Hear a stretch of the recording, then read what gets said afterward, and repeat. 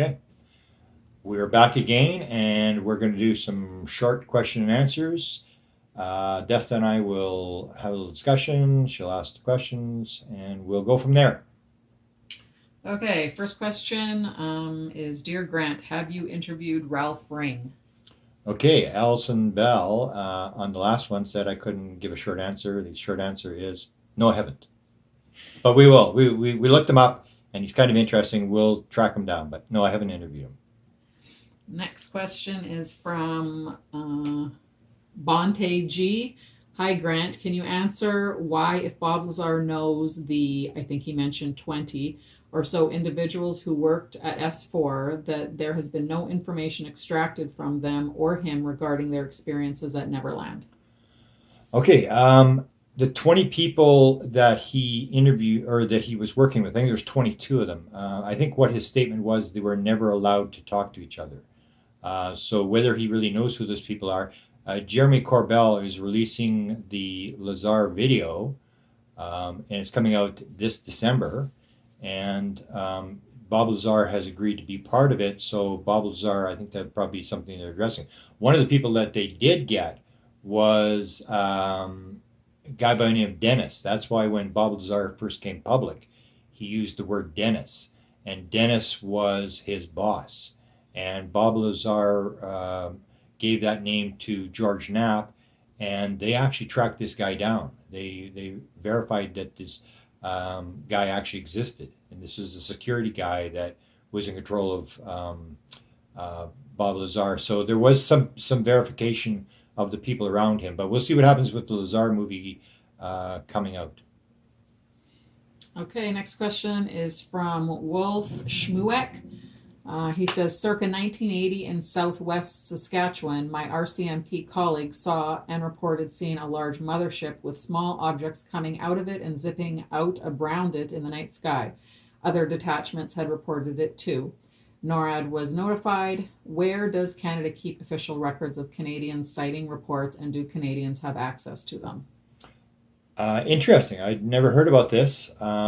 So if you want to contact me on that, I'd be interested to try to get some details on that.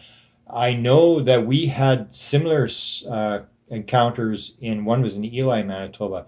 The same sort of thing, big craft, small objects coming out of the craft.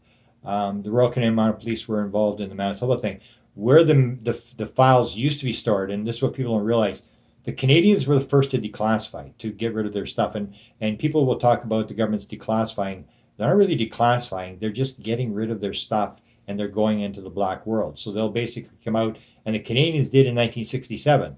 They said there's nothing to this. It's not a threat to national security. There's nothing to UFOs. We're going to release all the files, and it's a waste of time we're getting out of it. And what they're basically doing is they're going into the black world. They're just shutting down the PR nightmare of having to answer every UFO question. So before they shut this whole thing down, the people in Canada that would file the UFO sightings were the Department of Defense, the Royal Canadian Mounted Police, and the National Research Council. And that's where all the files were kept. Now, once they shut it down, there was really, they were kept at the National Research Council, but even that was sort of shut down, and all they were doing is just filing the sighting reports.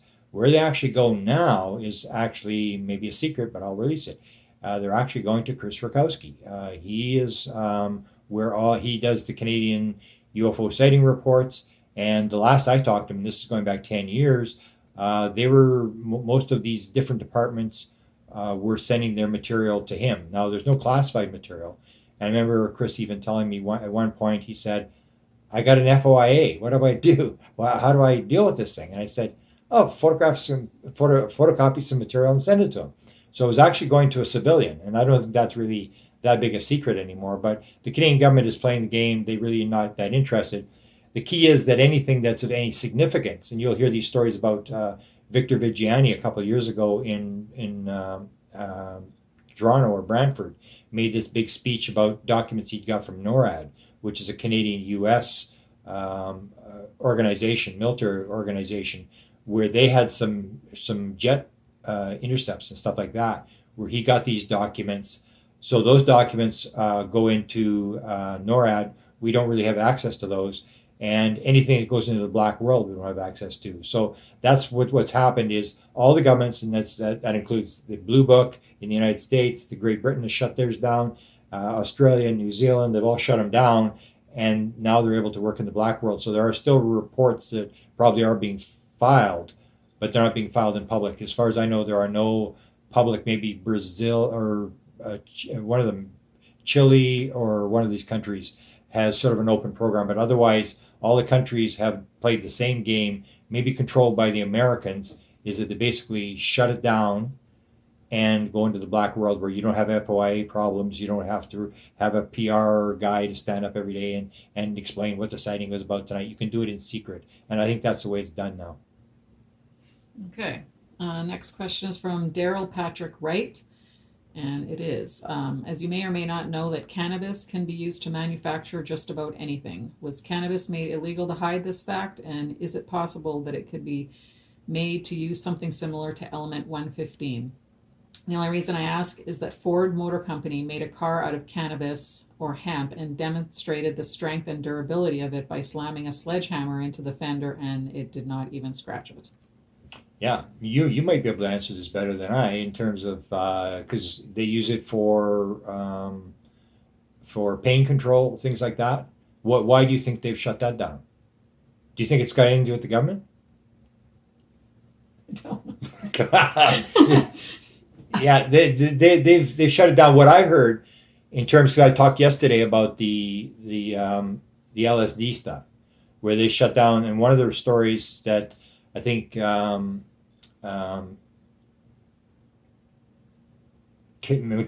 McKenna, or have talked about was the fact that they shut it down because people were tuning out in the 60s.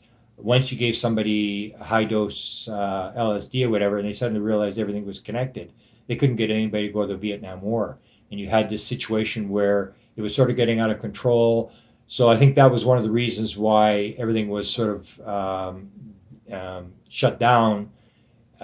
Is the older people figured that they were losing control of the young kids. The wrong messages were coming across. And of course, you got to realize it conflicts with other industries. And that's what people got to realize. It's not so much that there are evil people that are blocking these things. There are people with vested interests. So if you're the metal people, you're going to shut down. If you've got some sort of thing that's better than metal, you're going to shut it down. The same as the alcohol industry is not going to want this kind of stuff in, or the sort of the religious people aren't going to want it in. So there's a lot of things that I think would come into play in shutting it down. And now as consciousness is sort of opening up, you get these openings, especially in terms of the research being done on psilocybin, which is, I think, a class 1 drug in the United States. I mean, very, very restricted. John Hopkins, NYU, a bunch of universities are actually doing research on the beneficial benefits of high dose psilocybin on depressed, suicidal people, people who are dying of cancer. They're using it for addiction, for heroin, cocaine addiction, and alcohol addiction. That in a lot of cases, one dose of high dose psilocybin will end this addiction thing. So you see this research, so it's starting to open up. But again, you're going to have these vested interests. If you've got something that's better than metal, be prepared that the metal industry, the people who are building cars out of metal, are going to try to stop you from bringing it. And it doesn't mean that they're evil people. It's just that they're not going to let you put them out of business. Okay, John Kindle says, I don't think the Pentagon knows any more than anybody else. I think they're just scratching their noggins like we all are. What do you think? I'm actually writing a paper now about this. I would tend to agree.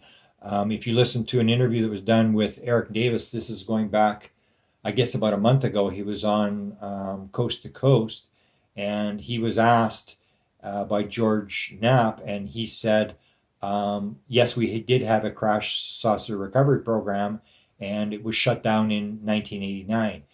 Coincidentally, that's the same year that Bob Lazar came out. And the program was shut down. I think one of the reasons that I see the program was shut down was that the Area 51 story was a story that went viral. And people don't realize what actually happened with Bob Lazar.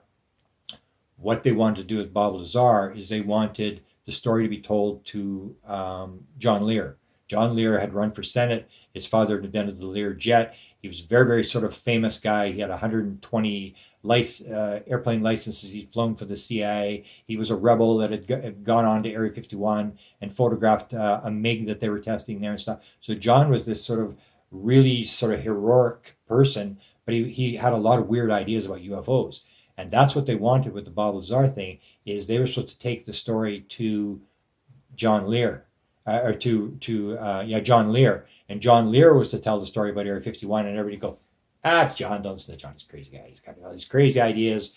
Don't worry about it. And the story would get out. So they leaked the story. Everybody hears the story about alien back engineering at Area 51, but John's telling the story, so don't worry about it. The story gets out. What they didn't realize was that from December of 1989, Bob Lazar was telling the story to John Lear, and John told him, what are you doing? You know they're watching you. Why are you telling me this stuff? Go back, work for 6 months. And then they have the situation where they're going out to the base, and they actually filmed the one night, the test, where they were, Lazar knew when the tests were taking place, Wednesday or Thursday night, whatever, when they ran these tests.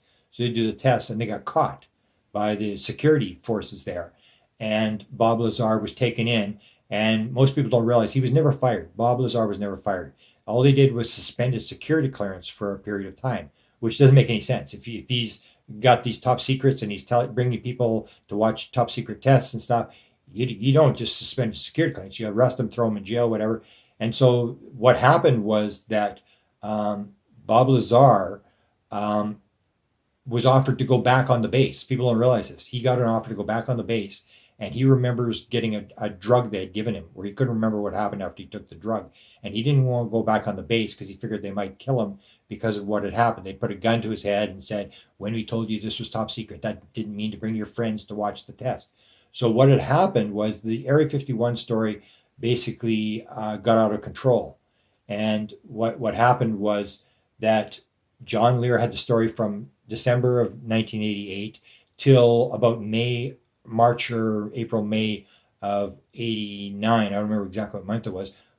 George Knapp, working at KLS TV, was missing a guest on one of his evening shows. And he had gotten such high reaction by putting John Lear on his show that he phoned up John. He said, you got that guy at Area 51. You said he got fired there. He was working on flying saucers. I need a guest. Get him on my show today. Let's put him on. And they backlit him, and they called him Dennis, which was his boss's name. And the thing went viral. And suddenly everybody from around the world was coming to Area 51. They're up in the mountains. They're looking down. And the government actually had to move the mountain. They took a bunch of land because people were 11 miles away. They could actually look down on the base and see exactly what was going on.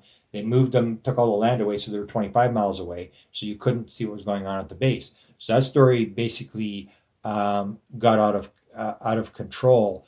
And that's something that people, now the question was, let's go back to the question here. Does the Pentagon know? Yeah. So 89, they shut down the program and moved it. But Eric Davis said that the program was shut down, the crash saucer program, and Davis works for Hal Puthoff. So he's got this, he worked on the ATIP thing, he's got a security clearance, he has more knowledge than you and I have. And he said they shut the program down because they could not learn anything. Now, I'm going to write an article. Now, there's the story that the Black Ops has all this material. I've seen a bunch of stuff, and I'm just going to put this stuff together. So I'm going to show Blue Book didn't come up with anything. I'm going to show a study that I got, an eyes only, not a top secret, an eyes only for the president study done on UFOs by President Johnson, which involved Arthur Lundahl, who was the head CIA guy for UFOs that ran the Weird Desk. Now, he's involved in this program. What I saw from this results of what they found in this program, and this is an eyes only for the president, they didn't know what was going on either. They knew UFOs were real. And I'll go through all that. And then I go into this latest thing that we'll get into in some of the later podcasts, the YouTube stuff, where we start looking at Joe Firmage and people like Joe Firmage, Paul Murad, Paul Price, all these people that are around Ron Pandolfi, sort of people that have the rumor is the CIA is funding these people. But you look at Joe Firmage, and he's the prime example. had an experience with a being in his room in the 1990s. He's this .com executive, $2.5 billion computer company, shuts down, he leaves the CEO, he starts into this UFO stuff, and he's working on technology. So the being sort of gives him this, helps him understand how the inside of the atom works, and he has this sort of a download experience. So he leaves this company, he has a lot of money, he starts putting money into this research. But if you look at what he's doing, all he's doing is basically gravity, anti-gravity thing. Can we make this little thing levitate 6 inches off the ground? So the big dispute is, do they have ships that are actually flying around out there, the secret space program that's actually going to other star systems, or are we still at square one where Joe Firmage can't even get a box to levitate off the ground? So I asked, there's a guy by the name of Buddy, Alien Protocol, who is dealing with Joe Firmage. So I said, ask Firmage, do they have the technology?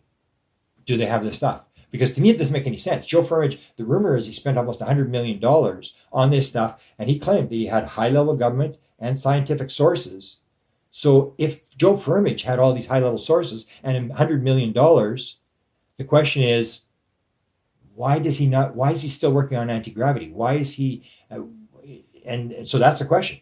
Maybe they don't have any of this kind of stuff. So I'm just going to put the thing. Doesn't mean that the secret space program is not real. It's just there's all these things, when you start looking at them, there is a possibility that we really don't understand very much at all, and that all this other stuff may be military bravado or whatever. It's just I found a lot of things, especially the Firmage thing threw me for a loop, because here's a guy with a lot of money, a lot of contact. Why is he working on gravity control if he can just take $1 million and go and buy something out of the black budget program, or figure out what they're doing and use that? Why are we reinventing the wheel here? So there's a chance that the Pentagon really doesn't. They know a lot about UFOs, because Eric Davis did confirm, yes, they had a crash saucer program. He said if you want to bet, Roswell's probably a pretty good bet. So here you have a guy who probably has some knowledge that you and I don't have, who is saying, yes, they probably have bodies, they probably have craft, but they couldn't back engineer any of this kind of stuff.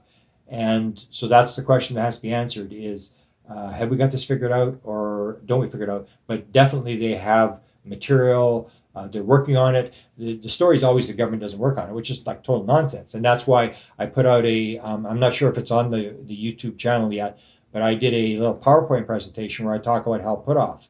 And Hal Puthoff, a month ago or 2 months ago at the remote viewing conference in Las Vegas, actually did a presentation where he shows this Russian government document, 73790, which is the military unit, which is the Area 51 of the Soviet Union, of Russia. And he puts up this document. Now, I heard him give the lecture, and I heard him talk about this document. When I got the video, I screen grabbed the document. And what it was is a document that George Knapp had brought back, and it's apparently a number of pages. He just shows the front page, which shows that the Russians had this high-tech program. They were working on all this flying saucer stuff. They had all these rumored crashes. There's about maybe 10 crashes that have been rumored in the Soviet Union, the satellite countries and stuff like that. So if the Russians are working on Hal Puthoff, who's got this high-level security clearance, he's had a top-secret SCI clearance since the late 1960s or early 70s. This guy may know what's going on here. And he said the Russians had this very complex program, and then he shows this thing. So the question is it possible that the Russians had this very high-level program, were spending a lot of money, and the Americans weren't doing anything? So definitely the government is working big time in the black world on this thing. The big question is, do they have nothing, as this question indicates, or is it what Ben Rich said in 1993? We now have the technology to take ET home. We've discovered the mistake in the equation. It's not going to take a lifetime to do, but it's going to take an act of God to get this thing out of Congress, because it's so deep black that you'll never see it, because it's so far in the black world. So that's a question I'm trying to resolve right now, is how can people like Arthur Lundahl be working on a program, unless it's just a program to throw people off or whatever. But it's a big question that I think has to be answered. And so I'm going to put all the material that shows that there is a possibility that the government really has got material, but really can't figure it out, which would, I guess, go to this program, this Atom program. And this is where I sort of divert from the Atom program, is this is a program by To the Stars where they're getting all these different types of metal, whether it's implant material, extruded metal, recovered metal, the people claim that they've gotten from crash sites and stuff like that. You can look at this stuff all you want. It doesn't mean you're going to figure out how a flying saucer works. I think it's going to be like flying saucers, like sightings. You're going to go, yeah, that's pretty weird. I don't think we built that. Yes, this is an unusual phenomenon, like the videos that they show. So yes, this is a UFO, and it doesn't look like we built it. The same with the metals. You're going to have the metal, and you're going to say, it's got the wrong isotopes. We don't have this technology. But it's not going to tell you anything. It's just going to say, yes, UFOs exist. And you got to get past that, yes, UFOs exist, to figure out why are they here and what's actually going on and how does the craft work. And I think you can only learn that kind of stuff by talking to experiencers. I think that's where I think it's a dead end road. You can have all the metal you want. And if this is true, Eric Davis said they had all the metal, they had the crafts, they had everything, and they just could not figure out how to make it work. That's the whole thing, is you have to get to the experiencers who are being told, or people like we've put on the YouTube channel. We have a bunch of them, people who have flown the craft. I've got 50 people, and we're putting as many of them on there doing the testimonies where these people will tell you, yes, I flew the craft, I know how it works, and they're all telling the same story. Okay, next question is, did you know that Mormons are taught from a very young age that there's life on other planets? They have one of the largest vaults of ancient writings going back 5,000 years, and I found more answers to ETs and every question surrounding them within their church doctrines. It's actually very interesting. Des and I have a friend who was a former Mormon. Ron Johnson, who's just on our YouTube channel, who flew the craft, is still a Mormon. We've heard this. We've heard these discussions a lot. There's actually a lot of people in the UFO community who are Mormons or ex-Mormons. I think this is pretty well known. Maybe someone should do a book on this about the Mormon connection, because there is definitely a connection.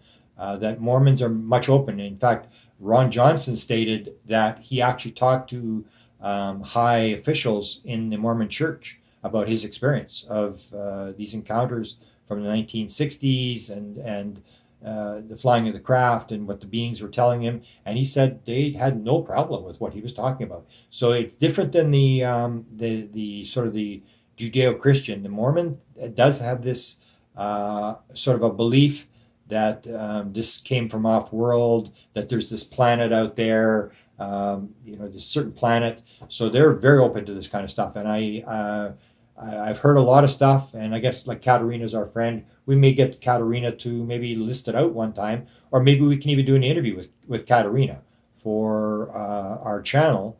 And Katarina knows this all pretty well because she studies all this and the keys of Enoch and how all this stuff connects.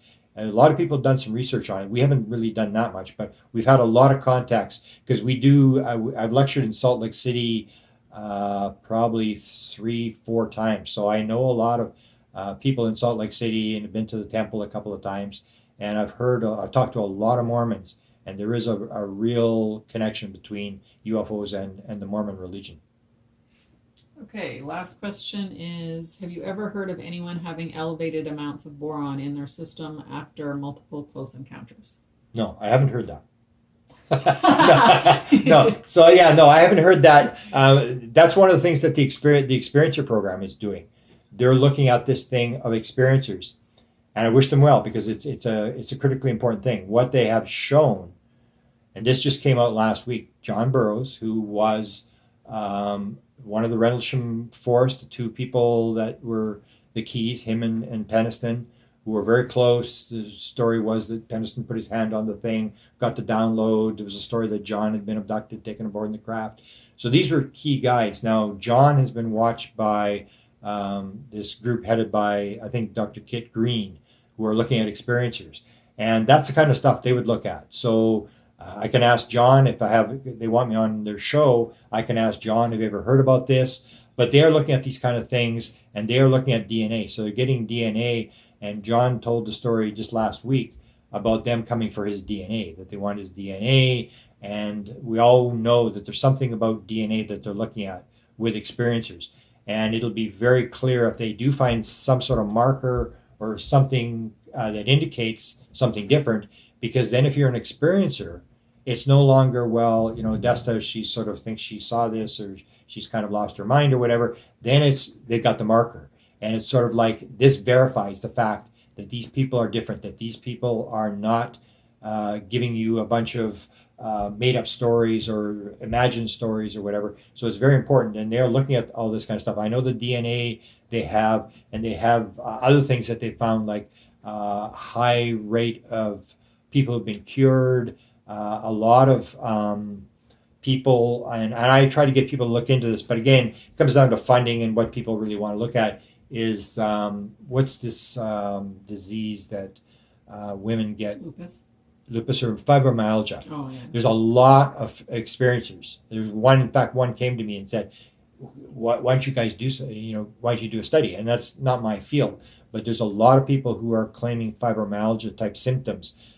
Chris Bledsoe had his injury, and he said it was he believed from touching a craft when it was powered up. And he has this sort of a fibromyalgia type thing, inflammation type stuff that's going on with him. So you have these injuries that they're looking at. These people have been injured, and they're looking at military people, which is something I can sort of, John made public. So I can say, and the reason they're looking at military people is that you've got the records. So it's much easier than getting you or me. You've got all these problems with dealing with civilians, whereas you're dealing with military people. You can go back, you can grab all their records, you know exactly where they've been. And so they're looking at military people, and they have over 100 people in the program, and they're looking at injuries, but they're also looking at cures. And that's a key where Chris Bledsoe, our friend Chris Bledsoe, there's a lot of people, I think the figure is 50% of all experiencers say they've either been healed by a UFO experience or they've healed somebody else. So you have this kind of thing. And that's, so this boron thing, I haven't really read about that, but it may be true that there's something like that that will verify an experiencer's experience rather than just a story, an anecdotal story. Actually something where they all have this particular thing. So you have Hal Puthoff,